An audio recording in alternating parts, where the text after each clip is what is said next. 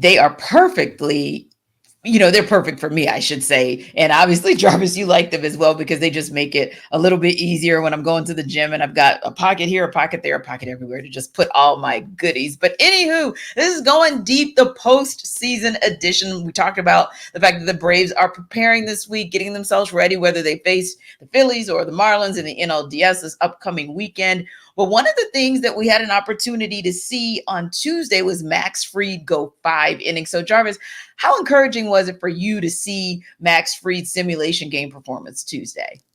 I think when you think about what him not being having pitched since September 21st against the Washington Nationals, like I think this is a pretty big deal for him to be able to get out there and and show what he got. And to be honest with you, it was kind of something that was kind of hard to simulate because he pitched with a bandage on his finger, and obviously you can't, in a real game, a real situation, you can't do that.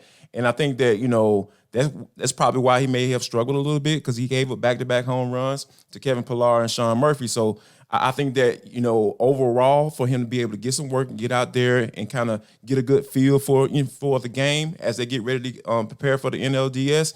And I think, and another thing that gives me comfort is that, Spencer Strider is going to be the guy pitch game 1, and they're going to have an off day in between game 1 and game 2. So he's going to have plenty of rest. And I feel like Max Fried is going to be, exactly what we need him to be in order for, to get this team back to where they want to go. And that's definitely the World Series.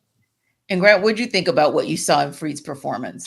Yeah, I thought he looked like Max Fried insofar as he was kind of breezing along early on. The Braves put a couple of runners out on base just to kind of have him simulate, pitching from the stretch, making throws over to first, that kind of thing. That was a little bit of, what you can do when you can control all of the, I guess the circumstances of the way that you're playing. But I like what they are doing just in general because the wild card games are going on Tuesday, Wednesday, and Thursday. The Braves are going to be playing their simulated games, these practice squad efforts, Tuesday, Wednesday, Thursday. So it really lines up. It allows them to not only see what a guy like Max Fried can do, but also, I think very importantly, give their regular lineup some regular at-bats against pitchers who are actually trying to get them out. I think that's, pretty important. But for Max, obviously, this is going to line up Spencer Strider to start on Saturday on full rest. Max will be ready, as Jarvis mentioned, for game 2.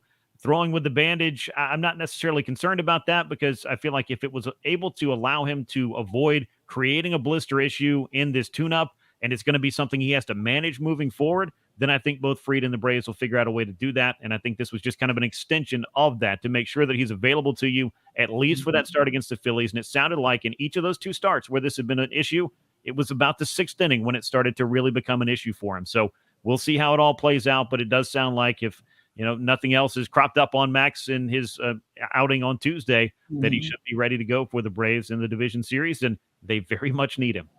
Yeah, and I love what you said about what the Braves are doing to prepare themselves and stay in that mindset as if they're chasing something important, right? The way they were in that mindset, even when they would rest a guy for a day, or even when they would, kind of switch some things up with the pitching rotation, obviously out of necessity sometimes. But ultimately, I like the fact that whether it was wearing a uniform or simulating crowd noise, just everything to keep these guys in the mindset of what it would be if you were playing a game this particular day when, other teams are actually really playing games. So yeah, I love the approach that they're taking is very businesslike. And I think that it's going to bode well for them. And, Grant, there are always X factors. So we can definitely talk about a couple of them in terms of that first series and what the expectations would be, whether they play the Phillies or whether the Braves play the Marlins. But how much of an X factor do you actually think AJ Smith-Shawver can be? That's a fascinating one. And watching him throw in his start against the Cubs to close out the year in that series in which he pitched into the 4th inning there, about, I think it was 65 pitches if memory serves. And then he throws 75 pitches across 5 innings, although some of them, they would just decide, okay, he's thrown enough. We're going to roll this inning into the next one. So again, it's a little bit of a loose interpretation of what an inning could be. But that aside, it was very competitive. He struck out Ronald Acuna Jr., Austin Riley, and Travis d'Arnaud in his first couple of innings. Looked like the fastball velocity was right where it was in that start against the Chicago Cubs, which was pushing 100 miles an hour, was still throwing 98 in the 4th inning there. And then the second part of this is, what can Kyle Wright then do after AJ Smith-Shawver's done to perhaps be a formula for covering 6 innings for the Braves in a Game 3 scenario? So that is where I feel like the X factor could be. The Braves have chosen to rest Bryce Elder, didn't have him throw on the final day of the season. I would imagine we could see him either Wednesday or Thursday in these practice games, but we'll find out which way that they decide to go. And the other scenario of all of this is, and we could get into this more later, or I'm sure we will at some point over the next few days, if not the next week, where will the Braves be in game 3? Will they be in a 1-1 series? Will they be up 2-0? Will they be down 0-2? We'll all find out together as it goes, and that could inform them on how exactly they want to approach that game 3 start, and I think that's something to watch. But A.J. Smith-Shawver, if I'm making my postseason roster for the Braves for the NLDS right now, I'm going to find a place for him because I think he's of value whether he starts or if you're able to use him or need him. If another starter is unable to give you those innings, it would be awful nice to have somebody with that kind of arm to maybe cover 2-3 innings and help your bullpen and bridge that gap, which, as we know in the postseason, to kind of wrap all this up, the managers are going to pull that trigger a little sooner in terms of giving the hook to the starting pitcher, more so than you would in a regular season scenario. Indeed. And go ahead, Jarvis.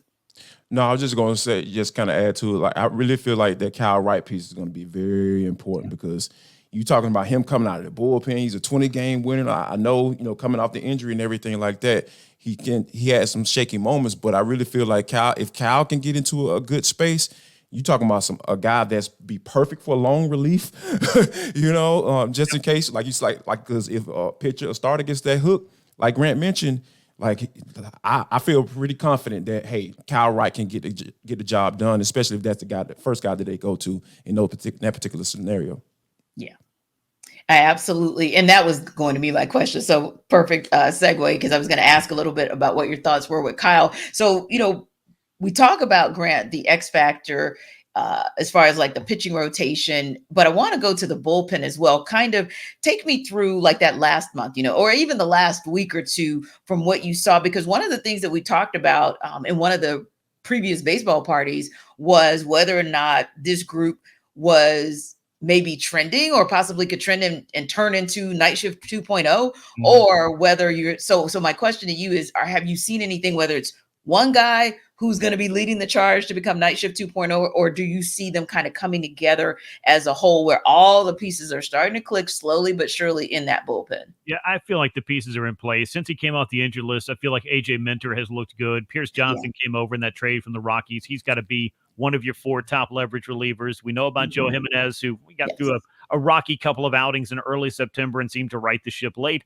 And Raisel Iglesias, I feel like, after some early struggles this season, and look, your closer's going to blow a game every now and again. It just happens. It's not going to be perfect, but he put together a really nice season. So when you've got those 4, Brian Snitker is going to have those options for those high leverage moments in the 7th, 8th, and 9th innings. But then the question becomes in the middle, and this is where you can start thinking about how do you get to those guys? You're going to have to look at some of the other arms. Maybe Jesse Chavez coming back gets an opportunity. Kirby Yates, I know, folks have looked at the walks and thought, oh, that's problematic, but he doesn't give up a lot of hits. So he's going to be a guy they're going to look at, somebody who's got an all-star pedigree and experience as well, who's looking for his first turn in October to hopefully make a difference. But Kyle Wright, A.J. Smith-Shawver, if they're able to come out of the bullpen and help you out there, that could be a pretty big deal. And the veteran Brad Hand, I think, is going to be in this equation as well. He's the second lefty, but I feel like the Braves need to find opportunities where he's mostly facing lefties because righties have had a lot of luck against him. And I'd say more than luck, they've had a lot of success against him in 2023. So Brian Snitker is going to have to find the options to mix and match and the right matchups in general to give this bullpen the opportunity to succeed. But the other thing that really goes so well with all of this, not just for the rotation, but for the bullpen, is the scheduled off days. So you don't have to throw someone 3 or 4 days in a row. You're really able to think about how you want to use them and not worry about, oh, well, I've already pitched this guy too many times this series.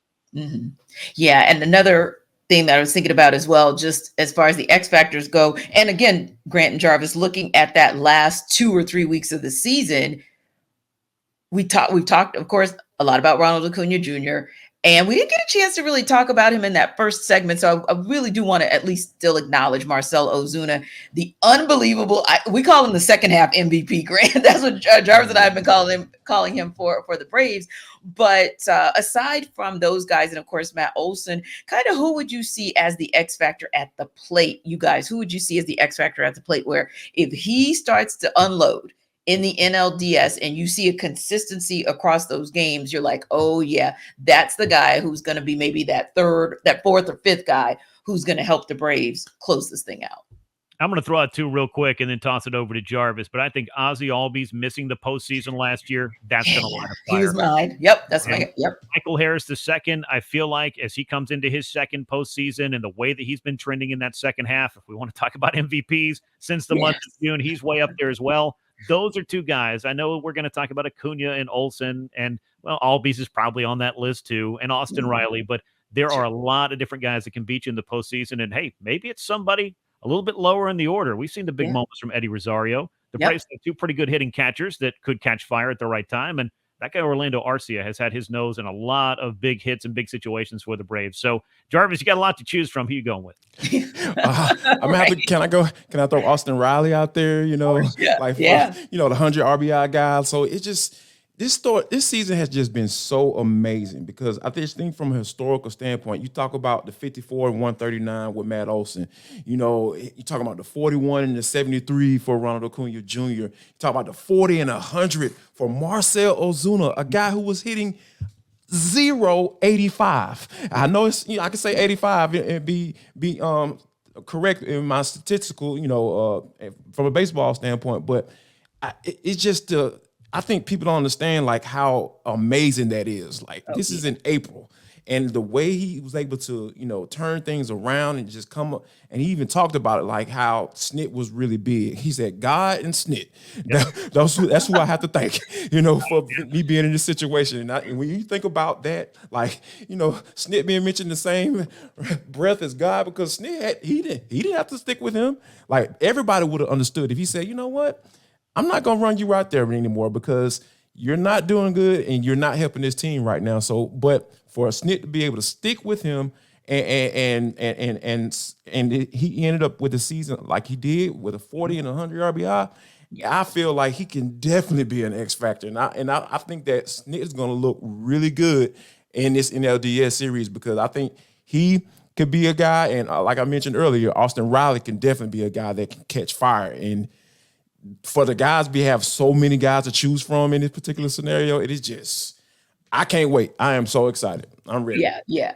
I would say the same. It's like bridling the excitement and the anticipation, like, oh my God, is it time yet? Just because I feel like they're feeling the same way, right? So for me, I'm going to make it a triumvirate for Ozzy Albies and saying that's definitely an X factor. But as my low-key guy, I want to be able to say next week or the Braves, the Atlanta baseball party 2 weeks from now, we don't talk enough about Sean Murphy. Like that's the conversation I want to have. Some guy that we don't talk about enough because he gave us a reason to talk about him again. But listen, if you guys want to talk to Jarvis more about this, our everydayers, don't forget to check him out on Subtext. You're going to have some really cool one-on-ones. I mean, what do you guys want to see out of Ronald Acuna Jr. now that he's going to really have a say in the postseason run of this here Braves team? Or what do you guys think about the Night Shift 2.0?